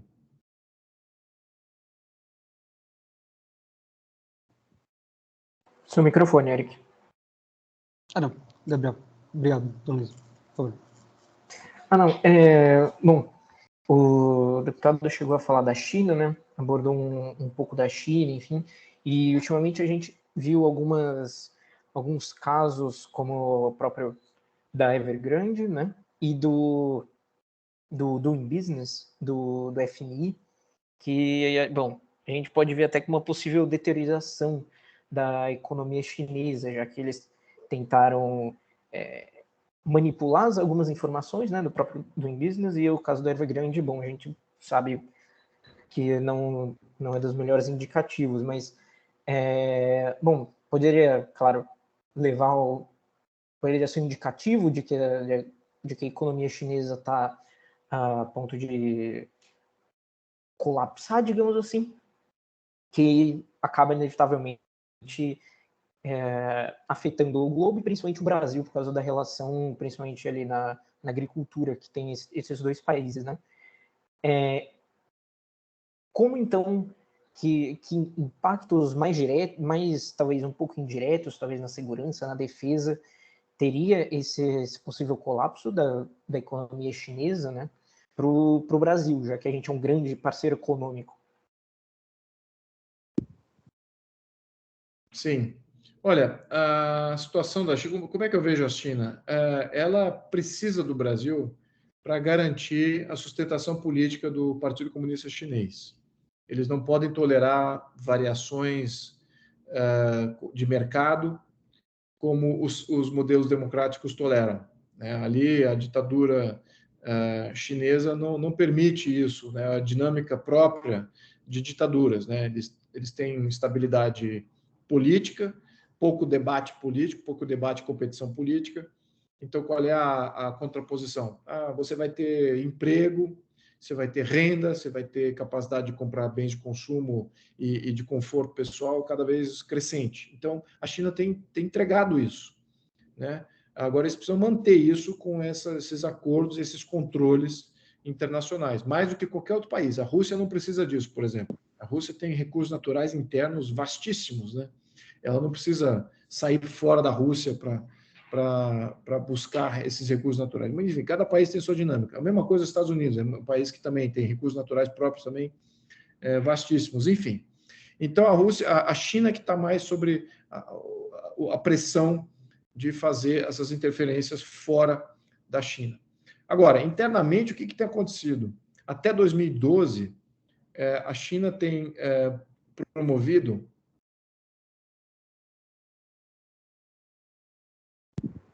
econômica, né? Lembrando que a propriedade privada na China não é privada, ela é meio que uma concessão de Estado, né? Uma coisa meio que função social, que é aqui que a gente também tem no Brasil. Mas, enfim, então, ela tem perseguido aí uma série de medidas graduais, mas constantes, de liberalização de mercado. Até 2012, aí, quando chega o atual líder, Xi Jinping, ele muda isso completamente. Então, ele começa a estatizar vários setores e centralizar de novo o comando. Lembrando que Deng Xiaoping, em 1975, 6, promoveu a descentralização econômica, né? Cada cantão, cada região começou a competir uma com a outra e buscar financiamentos próprios, etc. E manteve-se isso e só a expansão dessa descentralização. Com Xi Jinping começou a centralizar mais uma vez. E com essa centralização vem uma série de dinâmicas de controle. Então, a China produzia muita casa, a infraestrutura estava sempre em produção, por isso empregava muita gente, mantinha o emprego alto e a renda alta, e havia uma transferência através do emprego. Muito bem, então o que acontece quando a demanda efetiva para comprar esses bens, né, os bens imóveis, começa a falir? As incorporadoras, as construtoras, as seguradoras, os bancos que financiaram essas construções, começaram a falir em cadeia. E o governo o que fez? Ele começou a estatizar cada um desses setores, começou a estatizar as incorporadoras, as construtoras, começou a estatizar os bancos, os seguros. Então, hoje, a economia chinesa está indo uma vertente estatizante. Eu tenho confiança na história e também na economia, que eu tenho certeza que isso não é sustentável a longo prazo, né? Talvez no período agora de transição, isso seja sustentável. E também o fato de que, estrategicamente, a China ainda produz tudo para todo mundo. Então, ainda tem quase que uma moeda secundária aí, como era o dólar nos anos 60 e 70, né? Que virou uma moeda internacional. Então, eles têm uma moeda internacional que é a própria capacidade produtiva deles, né? De manter ainda um gancho ali para salvar eles desse estatismo que eles estão promovendo. Agora, se eu tenho confiança nos números da China, eu acho que não. Eu acho que, eventualmente, eles vão poder entrar em numa situação de crise, e eu acho que isso pode ter efeitos mundiais. Não tenha dúvida que a Evergrande aí levantou muitas ressalvas. Muitos analistas de mercado acharam que isso era pontual, somente do setor, e a China pode tranquilamente arcar com esse prejuízo, não necessariamente deve ser grande, mas talvez outros impactos econômicos que possa gerar. Então, agora, o que eu acho é que a nossa intenção aqui é ter uma economia também produtora, é sair de uma economia de commodities e consumidora e passar a ter também uma economia produtora, que eu acho que é o que eles não querem. Isso nenhum país do mundo quer. Os Estados Unidos não quer, a Europa não quer, a China não quer. Ninguém quer que o Brasil comece a produzir e transformar a sua própria matéria-prima, porque nós temos uma capacidade competitiva muito maior do que qualquer outra empresa que seria estabelecida em qualquer outro lugar que dependesse de matéria-prima nossa, como é o caso da China. A China importa alumínio, ficou em controle aqui do alumínio da energia elétrica brasileira, ao menos em São Paulo, e só aumentou as tarifas, isso transformou o alumínio brasileiro num alumínio não viável. Então houve praticamente uma implosão do alumínio para que o Brasil passasse a importar alumínio chinês. Então, eu vejo natural ali uma interferência meio que, talvez não direta, mas é difícil eles não estarem pensando nisso. É natural que eles venham pensar essas coisas. Então, a gente tem que começar a pensar de uma maneira protecionista. A situação mundial, ela exige isso do Brasil. Ela exige que o Brasil comece a se proteger mais, comece a olhar o mundo de uma maneira um pouquinho mais com suspeição dos agentes e da interferência dos estados nas economias próprias, nas próprias empresas, no comando dessas empresas. Eu não acho que as empresas que vêm para o Brasil são empresas de capital de investidor chinês. Todas elas têm interesses governamentais por trás, têm linha de crédito governamentais, têm estratégia governamental. Então, deixa de ser algo que eu acho interessante.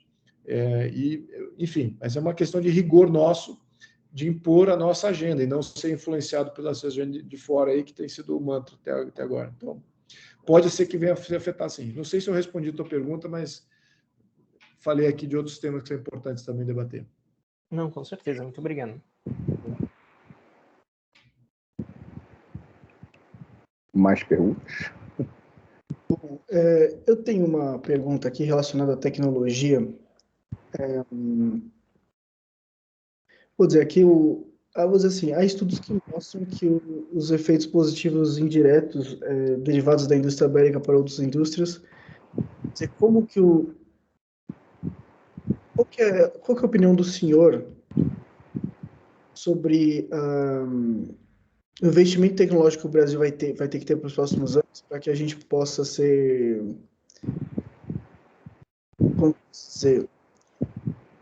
mais independente na evolução na melhoria da nossa defesa, da segurança nacional? Posso só complementar? Sim, por favor, Eric.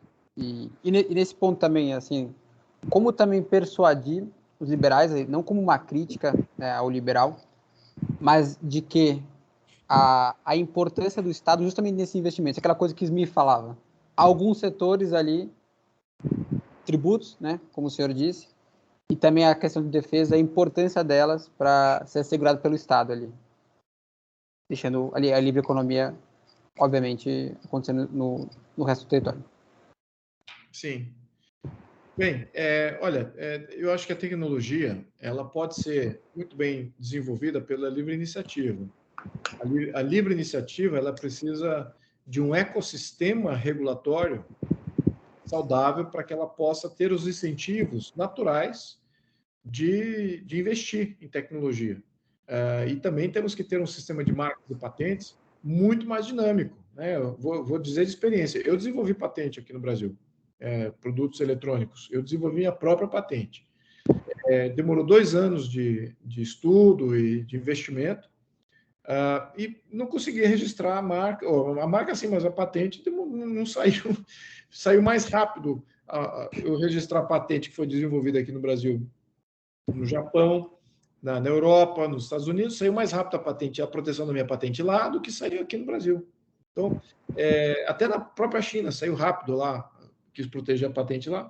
Enfim, então nós precisamos de uma dinâmica mais favorável a essas ideias que surgem da livre iniciativa e que capacitariam ainda mais investimento, né? Se você começa a gerar patentes internas, o interesse, e que pode ser de interesse global, o interesse sobre a tua empresa passa a ser global, né? Você tem ideias aqui que você consegue desenvolver aqui, você está protegido, isso passa a ter interesse global. Agora, o ecossistema jurídico, então, ele não é favorável, não só na questão de marcas e patentes, também temos questões aí de outras leis estaduais e locais, além das leis federais, e temos toda essa dinâmica de o ecossistema não está bem fomentado por linhas de crédito de planos de longo prazo.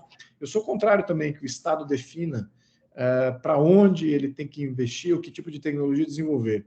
Eu acho que os Estados Unidos têm um modelo muito interessante, que é híbrido, né, que as Forças Armadas definem o que eles querem desenvolver, que é necessário para a sua defesa, e as empresas, elas saem correndo com oportunidade aí de poder ganhar uma licitação do governo. E tem ali toda uma simbiose com as universidades e também com os próprios sistemas de defesa, né, as Forças Armadas. Então, eu acho que cria um ecossistema empreendedor extremamente positivo e amplo.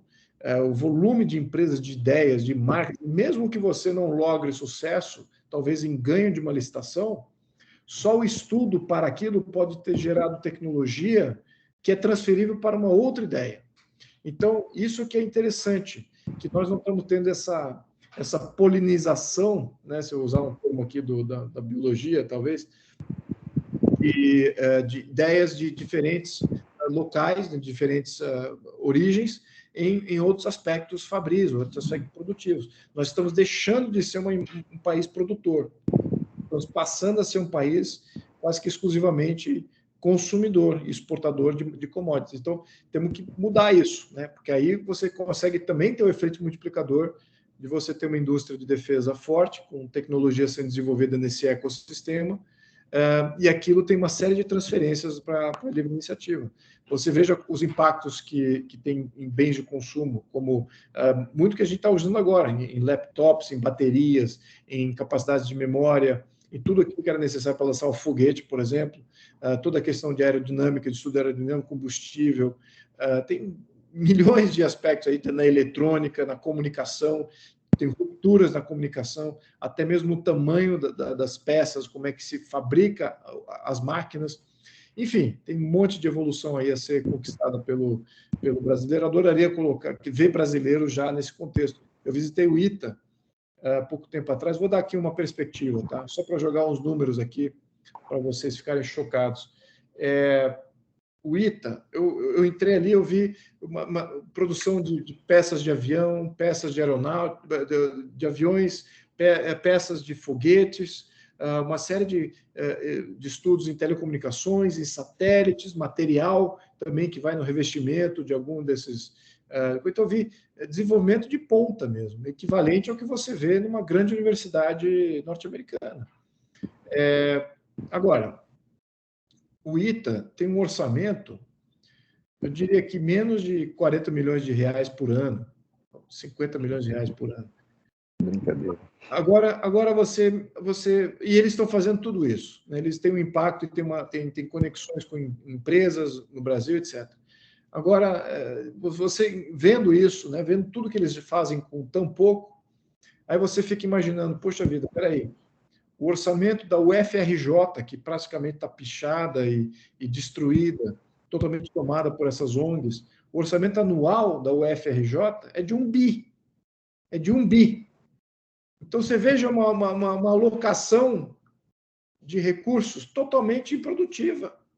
Então, aloca-se 1 bi em uma universidade federal que produz eu fico questionando o que eles produzem aí que é de efeito multiplicador na sociedade. O que vai produzir algum poema lá, seja lá de alguma vinculado a alguma ONG, alguma poesia, eu não sei o que eles estão produzindo por lá. Eu sei que teve muito problema de desvio de recursos lá no FRJ.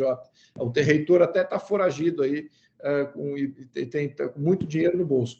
E o ITA ali, você vê que no regramento disciplinado, organizado, produzindo coisas que têm efeito multiplicador. Mas por que não tem mais recursos indo para o ITA? Ou para instituições como o ITA, que ainda estão no domínio do Estado, que eu adoraria também privatizar uma parte, também ajudaria isso, mas a própria regulamentação não permite que privatize parte do ITA ou o próprio ITA, né? Então, se manter ali no rigor do Estado, é dependente de orçamento da União, mas o orçamento é comandado por deputados que acham que aquilo não tem valor nenhum, que é muito melhor você mandar 1 bi para um monte de ONG no Rio de Janeiro do que você mandar para um instituto de excelência, que é do próprio Estado. Enfim, esse tipo de descalabro é o que você encontra em abundância no atual sistema constitucional do Brasil. Tudo é do Estado, tudo é regulamentado pelo Estado, tudo é feito pelo Estado, o Estado é que faz, a sociedade é que paga, a sociedade não é para fazer nada. Então, fica aqui minha crítica em aberto aqui, para que a gente reveja isso também e comece a repontuar e começar a estabelecer prioridades mais claras.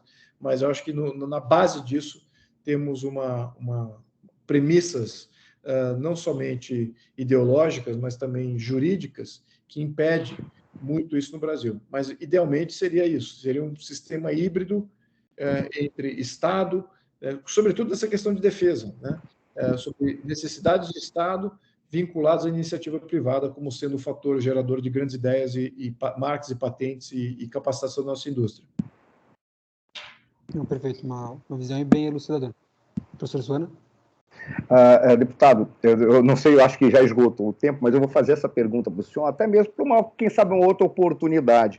Antes disso, quando o senhor estava falando da questão de marcas e patentes, até para mandar um grande abraço para o diplomata Samo, que trabalhou com questões de propriedade intelectual na Europa, ele foi um dos representantes brasileiros, para que o senhor tenha noção, o logo, eu sei que é outra natureza, mas está tudo no mesmo escopo. O logo da minha empresa demorou 9 anos para ser reconhecido. E só foi reconhecido porque a CEO da empresa, a professora Daniela, ela foi lá no INPI e ficou na porta, disse que só iria sair depois que viesse o responsável. Aí veio o responsável, ele entregou na mão dela, não, realmente está faltando isso daqui. Aí ela perguntou, por que você não faz?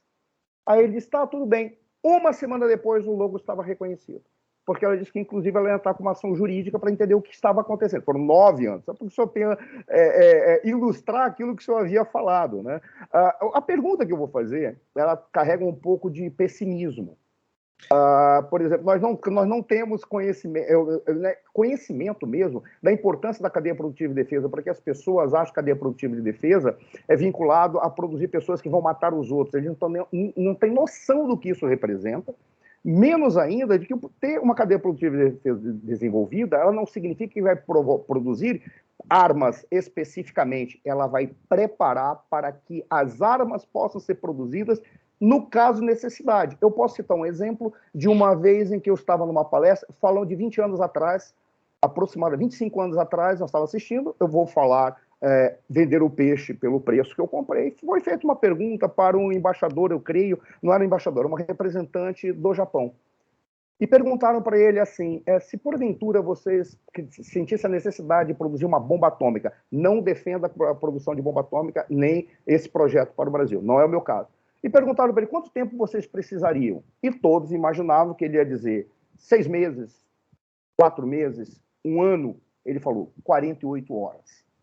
O que isso significa? Não é ter a arma, mas ter uma capacidade de mobilização. Esse é que é o ponto. E quando você tem uma cadeia produtiva, a cadeia produtiva de defesa ela vai estar produzindo cano, vai estar produzindo equipamento, que vai ser utilizado no mundo civil. No caso de necessidade, em 48 horas, nós teríamos, já que nós temos tropa muito bem treinada, mas que não tem arma, nós teríamos arma para essa tropa.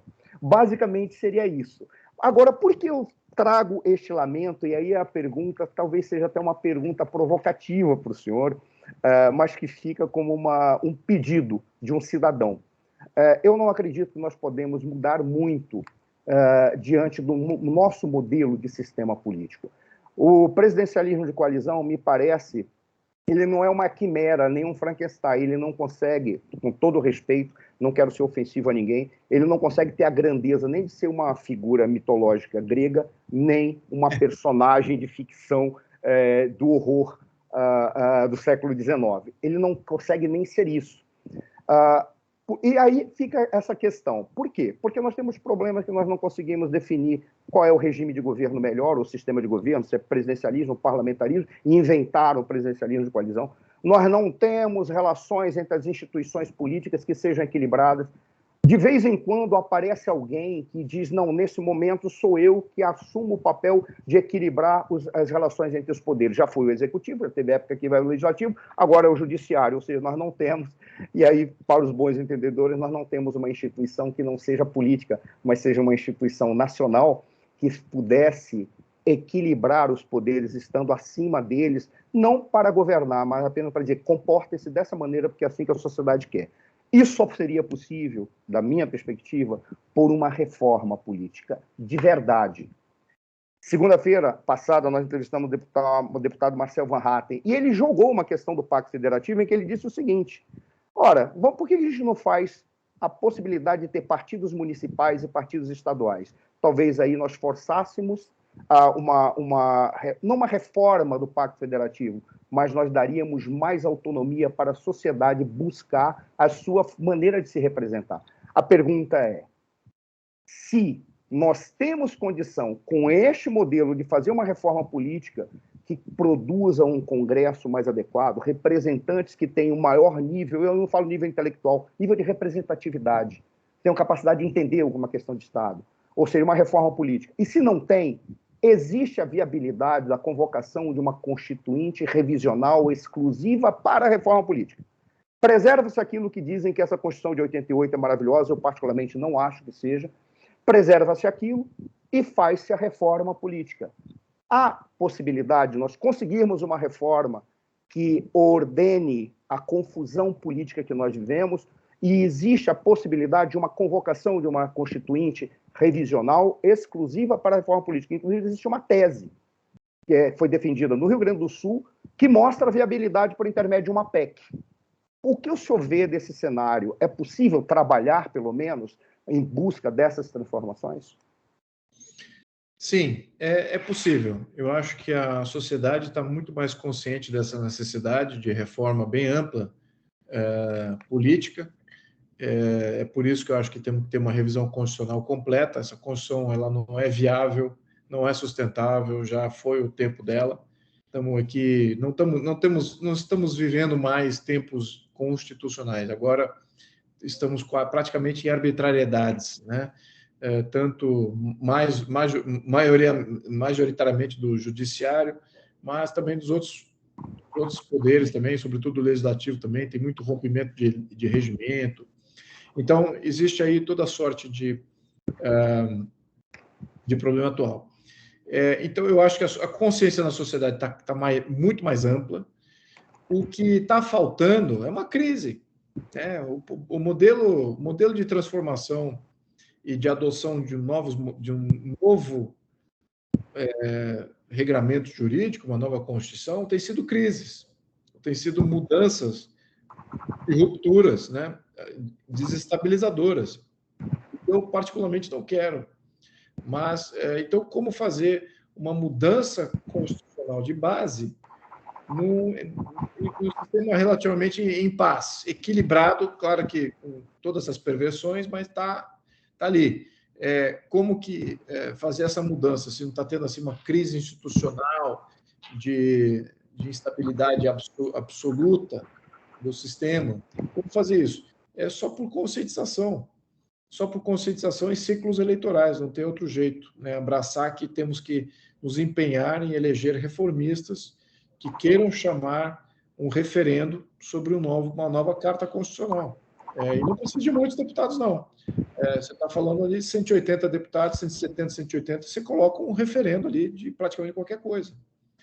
Pode ser até de uma revisão constitucional. Então, isso que eu acho que é importante, a gente ter essa consciência que é possível, que não é impossível, é uma coisa atingível, é algo a se trabalhar em prol disso. Então, eu tenho confiança nisso. O que há riscos com relação a gente piorar? Não há, a gente já está com o pior modelo. Desculpa, tá rindo, mas não tem como. Tranquilos, tá? Fiquem, olha, durmam bem, que a gente já está com o pior modelo e vigência possível.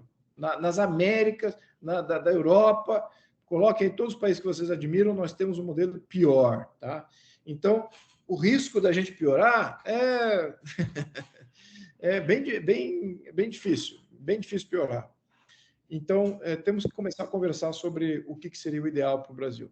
Então, uma mudança constitucional, ela é de bom tom, em bom grado, precisa, de fato, divulgar que isso é possível, porque acho que muita gente ainda acha que é impossível, e aqueles que, como eu, não gostam de revolução, vão olhar aí, não quero isso, vai abalar as coisas. Não, a gente vai fazer isso de uma maneira consciente, com apoio popular e com uma mobilização pacífica, mas de muita consciência. É isso que eu acho que é possível.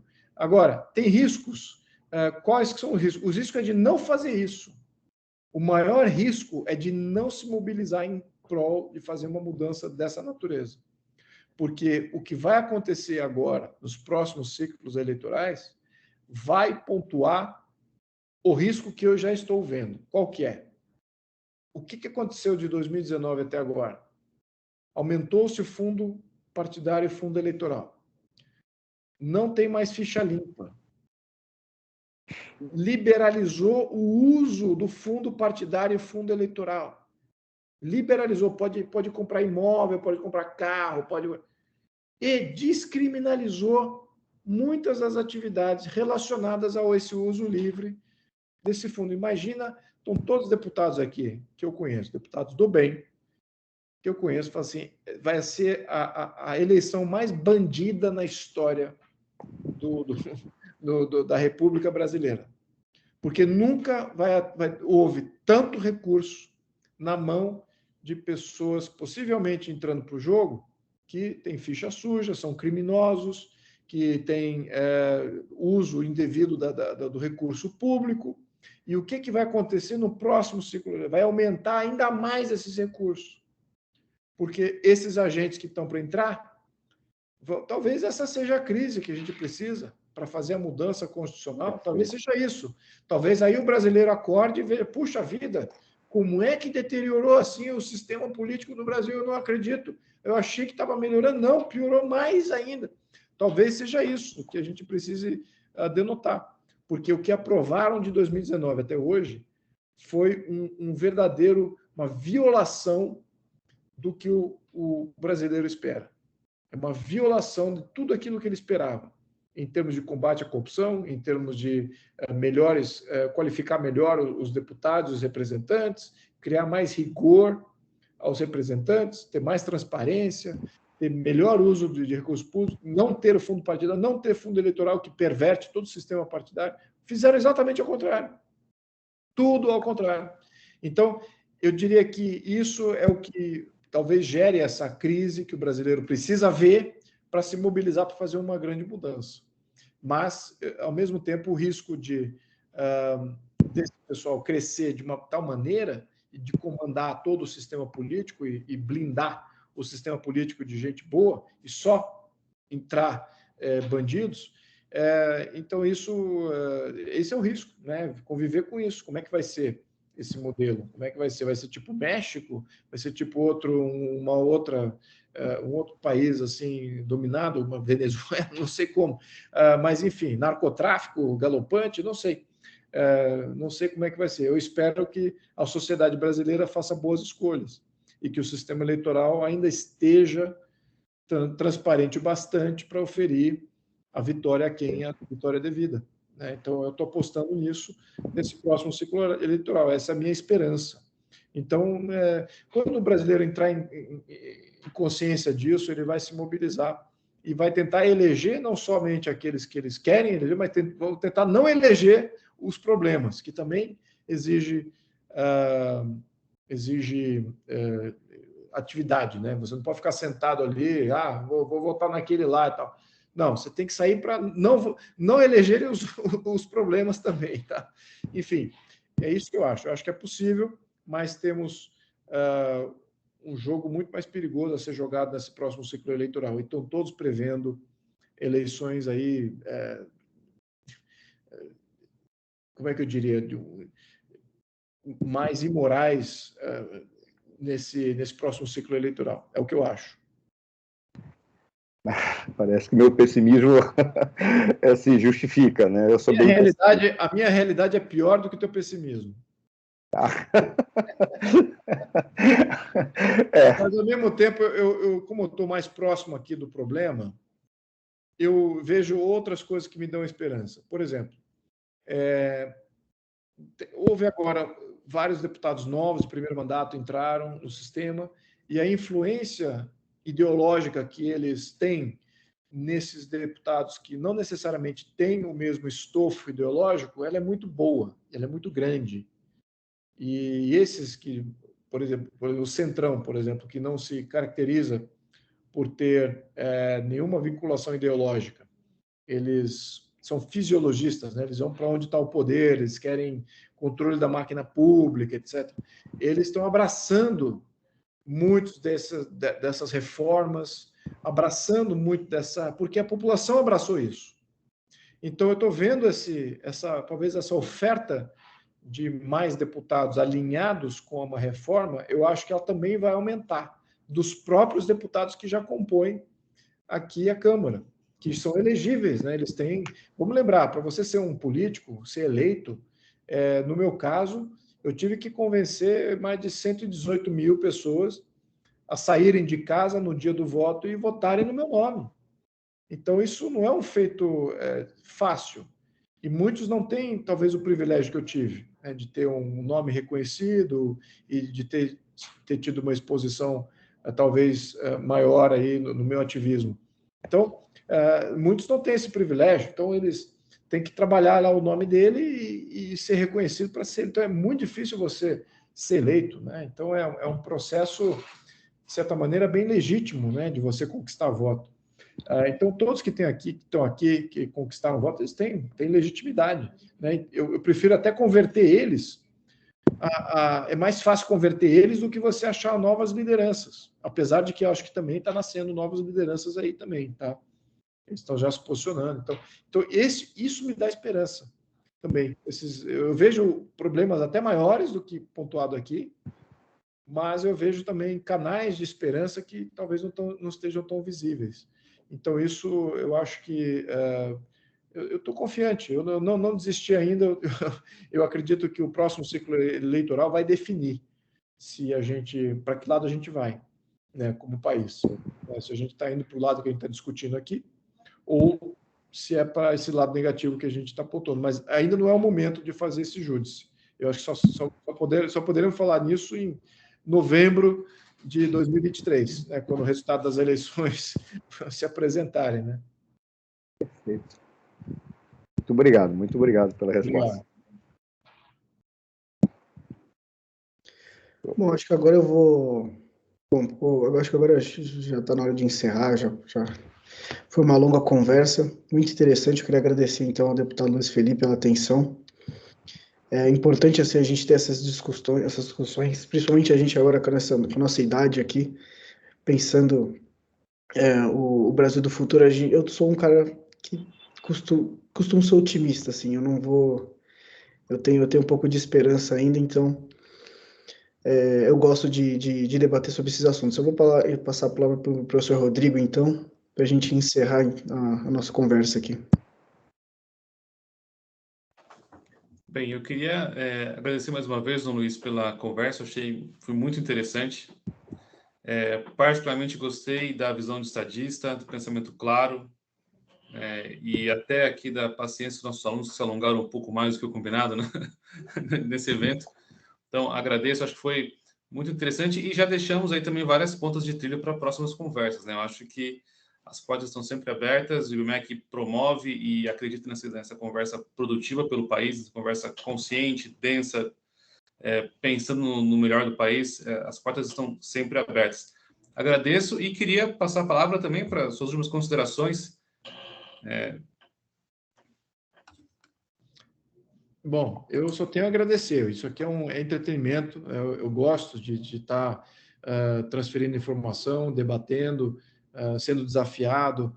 Isso faz parte onde eu me divirto nessa aventura política que eu me meti. Então, agradeço ao convite, já está aceito os futuros convites e vamos melhorar esse Brasil. Até antecipo aqui fazer uma pequena divulgação da Constituição Libertadora, que eu diria que tem que ser debatida mais profundamente, sobretudo nos meios de ensino. Então, se quiserem acessar, é constituiçãolibertadora.com.br. Lá você tem toda uma visão de Estado, de propostas das diferentes áreas que compõem o nosso sistema jurídico, judiciário, executivo, legislativo, chefe de Estado, etc. Já equaciona isso tudo. Então, para aqueles que gostam dessa parte jurídica, ali já temos uma proposta que nos tiraria desse problema que é a Constituição de 88. E eu acho que essa deve ser o pano de fundo das próximas eleições. Eu acho que qualquer presidente que venha a ser candidato, ele tem que mudar o regime, ele tem que ser o responsável pela mudança de regime, sair do modelo que é atual e entrar num regime diferenciado, e ali a proposta está bem clara, o que deveria ser, como que deveria ser arranjado. Muito obrigado a todos e muito boa noite. Obrigado aqui, vamos para uma próxima, aí, se quiser. Feliz Natal e feliz Ano Novo. Boas festas. Pode encerrar aí, Fernando?